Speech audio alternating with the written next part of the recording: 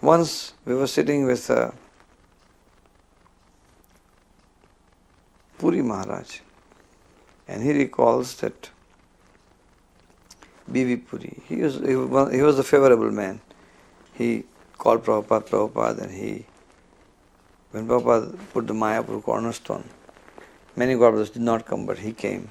In fact, he went to invite everybody, and they were not coming, but he came. So, somebody came from Calcutta, some big officer, government officer, and he was saying, Swamiji, I always go to Ramakrishna mission, and I'm following Dharma properly. So Prabhupada said, you know these disciples of mine, these Western disciples, they will not go to Ramakrishna mission even to pass urine there.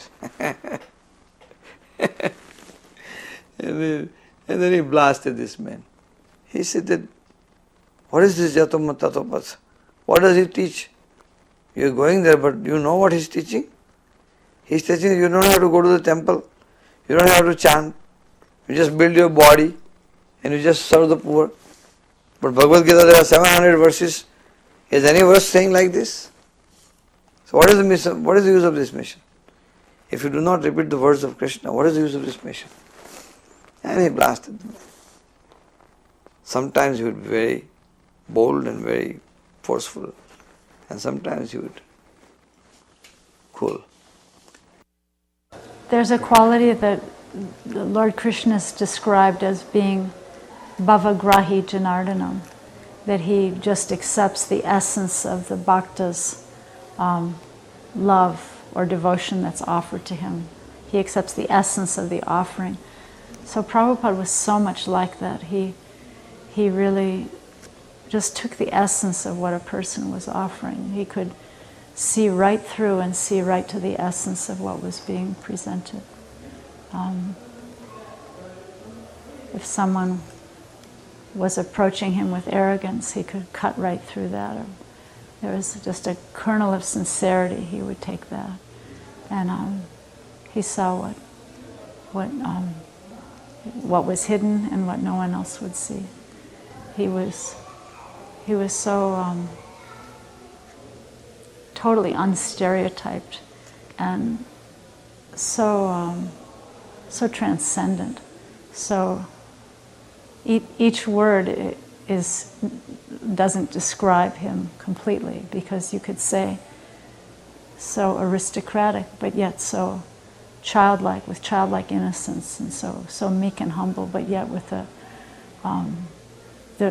regal air of a king, but yet like a child. So beautiful, so unassuming, and so immanently present at every moment,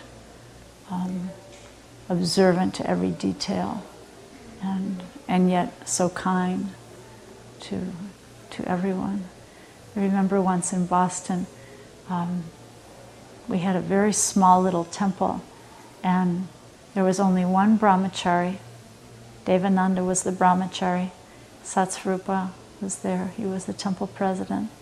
And this brahmachari was having some difficulties. And Prabhupada, at that time, this was about maybe 1968 or 69, Prabhupada anyone who was having trouble would go travel with Prabhupada for a while.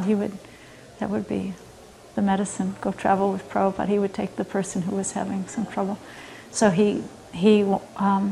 Devananda had expressed some desire to travel with Prabhupada. And so Prabhupada was asking Satsvarupa if he could have Devananda to go travel with him. But he was the only brahmachari. And so Satsvarupa, he had his immediate reaction. He said, well, Prabhupada, if you give me someone else.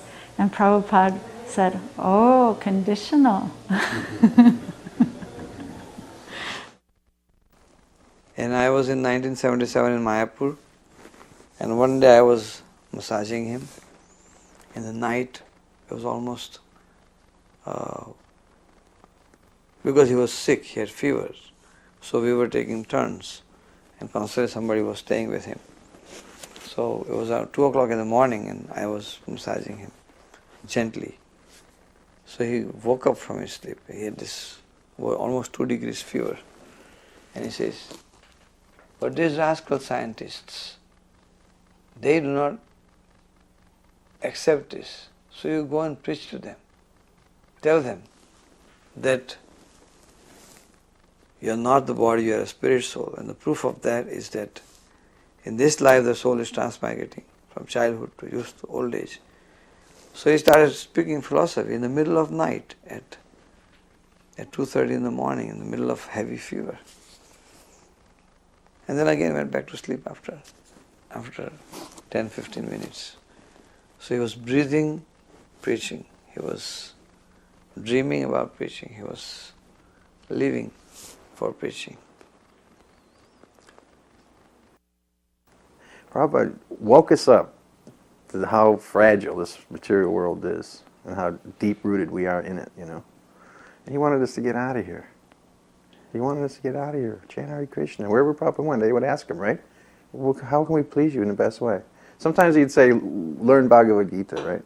But most of the time he would say, chant Hare Krishna and be happy. That's what he really wanted from us, you know? You have to work like an ass to make a few bucks. Krishna will provide. Just chant Hare Krishna. Always remember Krishna. Everything for Krishna. Krishna, Krishna, Krishna. And that was his mercy on us. He gave us Krishna. He gave us the holy names. He gave us the movement of Lord Chaitanya. Wow. Wow. This personality. This divine grace. Jai Srila Prabhupada.